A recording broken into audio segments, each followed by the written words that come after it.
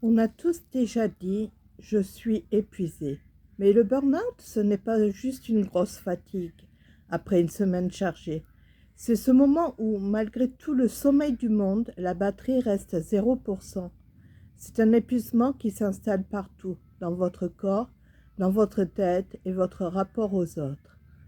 Aujourd'hui, on va décortiquer ce qu'est vraiment l'épuisement professionnel, comment le repérer avant qu'il ne soit trop tard et surtout comment on commence à remonter la pente.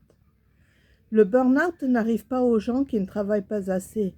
Au contraire, il frappe souvent ceux qui sont le plus investis. C'est un processus lent. Imaginez une bougie. Si vous tirez trop sur la mèche, elle finit par se consumer entièrement. Les piliers du burn-out: l'épuisement émotionnel.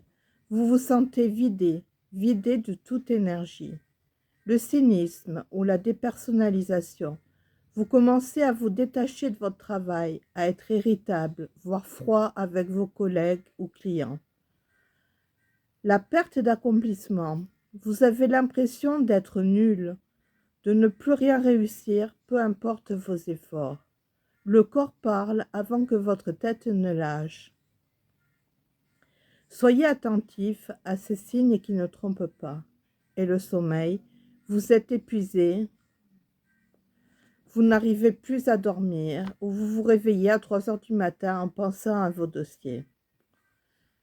La santé physique, des maux de dos chroniques, des problèmes de digestion ou des rhumes qui s'enchaînent. Les émotions, une envie de pleurer pour un rien ou une colère soudaine pour un mail anodin. Le retrait, vous ne sortez plus, vous vous isolez. On vit dans une culture de l'immédiateté, entre le télétravail qui floute la frontière entre la vie pro et la vie perso, et l'hyperconnexion. Notre cerveau n'est jamais vraiment en pause. Le burn-out, c'est souvent la rencontre entre une organisation de travail exigeante et une personnalité qui a du mal à poser des limites. Si vous vous reconnaissez dans cette description, la première chose à faire est de déculpabiliser. Ce n'est pas une faiblesse, c'est une blessure d'usure. Le plan d'action immédiat, c'est consulter. Consulter un médecin traitant ou un psychologue. Le burn-out est un diagnostic médical. S'arrêter. On ne répare pas un moteur en plein régime.